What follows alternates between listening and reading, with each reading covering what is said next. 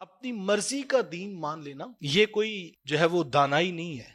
اصل میں جب انسان کلمہ پڑھتا ہے، اس بات کا اقرار کرتا ہے لا الہ الا اللہ، کوئی معبود نہیں ہے، وہ ہر چیز کی نفی کرتا ہے۔ یہ صرف بت کی نفی نہیں ہو رہی یہاں پر، وہ ہر خواہش کی، ہر اس بات کی جو اللہ اور اس کے رسول کے خلاف ہے اس کی نفی کرتا ہے، اور سب کی نفی کر کے کہتا ہے الا اللہ، مگر اللہ کو مانتا ہوں۔ اور اللہ کو ماننے کا مفہوم ہی کامل یہ ہے کہ اللہ کی طرف سے، اس کے رسول کی طرف سے جو حکم دیا جائے وہ ہماری سمجھ میں آئے نہ آئے، فہم اس کو قبول کرے نہ کرے، اس کے فوائد، اس کی حکمتیں جو ہے وہ ہماری عقل قبول کرے نہ کرے، ہم نے چونکہ رب کا کلمہ پڑھا ہے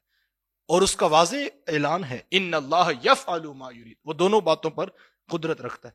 فرمایا وہ جو چاہتا ہے وہ کرتا ہے، وہ پابند نہیں ہے میرا اور آپ کا، وہ خالق ہے۔ ان اللہ یحکم ما یرید، فرمایا وہ جو چاہتا ہے وہ حکم دیتا ہے، وہ حکم کا بھی پابند نہیں، وہ کرنے کا بھی پابند نہیں، کیونکہ وہ مالک ہے، وہ خالق ہے، وہ جو حکم دے گا وہ ہمیں قبول کرنا پڑے گا۔ ان اللہ عزیز الحکیم، وہ حکمتوں والا بھی ہے، اس کے ہر حکم کے اندر حکمتیں پوشیدہ ہیں، یہ الگ امر ہے۔ لیکن ہم جو ہے وہ یہ نہیں دیکھتے کہ جو بات عقل میں آئے تو اس کو قبول کرنا ہے، اور جو عقل میں نہ آئے اس کو نہ قبول نہیں کرنا۔ یہ قربانی کے ایام جب آتے ہیں تو ہم دیکھتے ہیں کہ عجیب و غریب قسم کی جو ہے وہ تشریحات جو ہے وہ منمانی کی جو ہے پیش کی جاتی۔ کوئی صاحب کہتے ہیں کہ اگر جو ہے وہ یہ اتنے جانور جو ذبح کیے جائیں گے، ان جانوروں کی بجائے آپ جو ہے وہ کسی غریب کی مدد کر دیں، کسی یتیم کی فیس دے دیں، کسی بیوہ کے گھر میں راشن پہنچا دیں، کسی کی بیٹی کو بیاہ دیں۔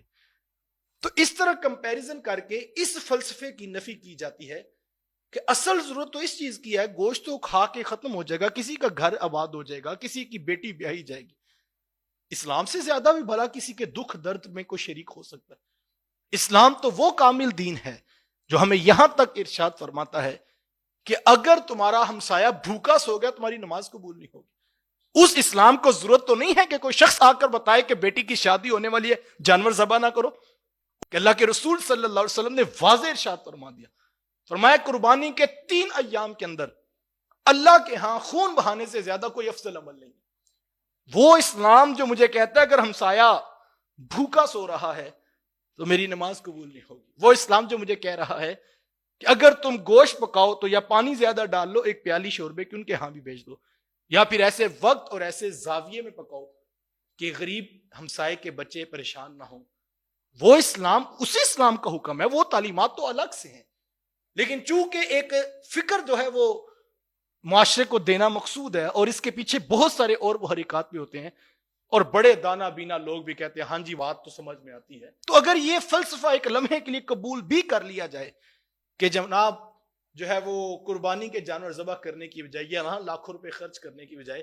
جو ہے وہ کسی کی بیٹی کی شادی کر دی جائے، تو کل کوئی اتنا اور سیانہ بنے گا اور وہ کہے گا جناب یہ جو آپ عشاء کی نماز کے لیے 20 منٹ نکالتے ہیں، یہی 20 منٹ آپ جا کے ہاسپٹل میں کسی مریض کی عادت کر کے آ جائیں، یہی 20 منٹ آپ جو کمائی کریں گے وہ کسی غریب کو دے دیں، آپ دکان بند کر کے جو ہے وہ ادھر چلے گئے۔ آپ نے 1 گھنٹہ چھٹی کی ہے، جا کے جمعے کا خطبہ سنا ہے، نماز پڑھی ہے، تو یہ 1 گھنٹہ اگر آپ دکان کھولتے تو جو کمائی ہوتی وہ آپ لاچاروں کو، غریبوں کو، مسکینوں کو دیتے، تو یہ تو زیادہ بڑا کام تھا، پھر آپ کیا اس کو قبول کر لیں گے؟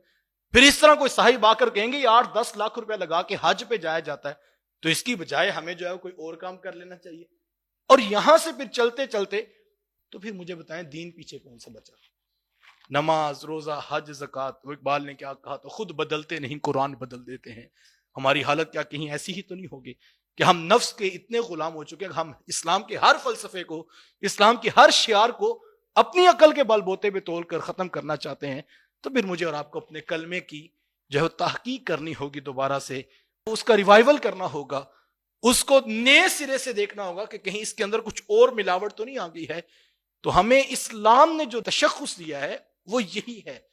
جہاں پر اللہ اور اس کے رسول کا حکم آئے، اور یہ اتنی بڑی ادائے محبت ہے